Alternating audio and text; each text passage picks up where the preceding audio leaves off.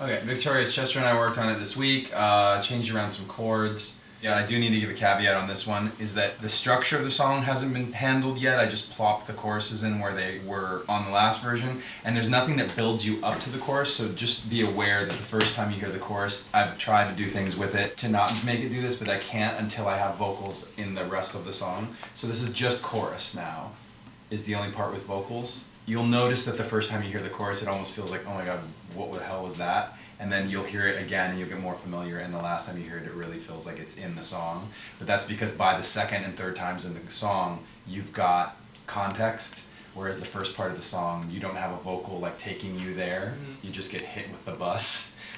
So I just want to make you aware that that's going to happen.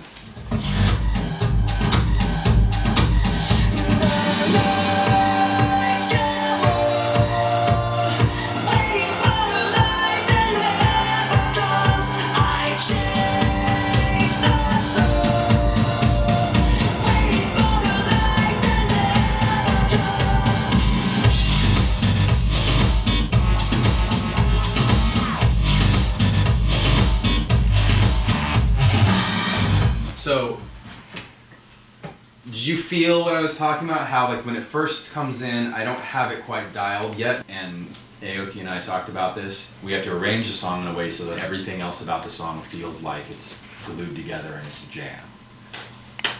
The jam though. Yeah. That low part, when he sang that, I was like, that's awesome. Should we put words to it? No. It's just, there's so much going on that you get the O part, and it's like such a nice release.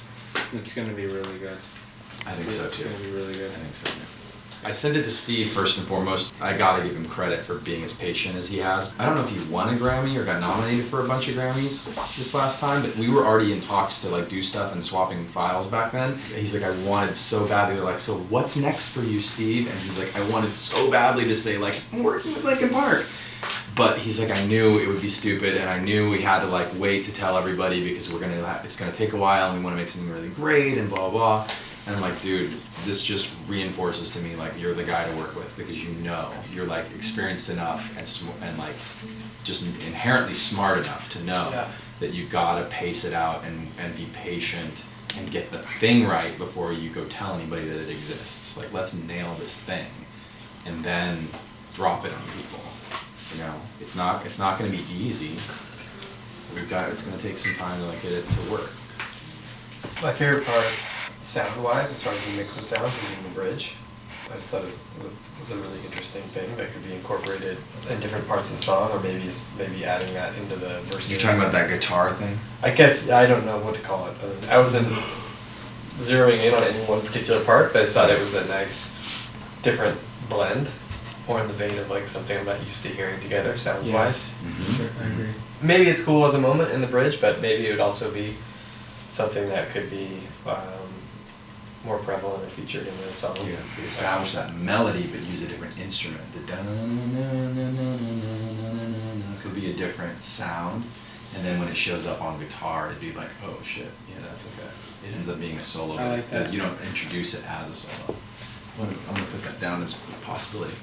We tend to write stuff that is so like verse building to a chorus, you know, that kind of a song, whereas especially working with a dance person, they inherently kind of don't work that way because they're not vocalists, they're just making parts and then arranging the parts the best way they know how or whatever sounds good to them without really going by any kind of like mold.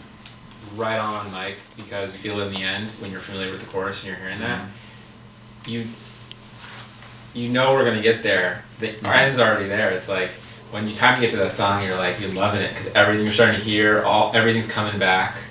That's why I like the idea of like establishing the guitar thing maybe earlier.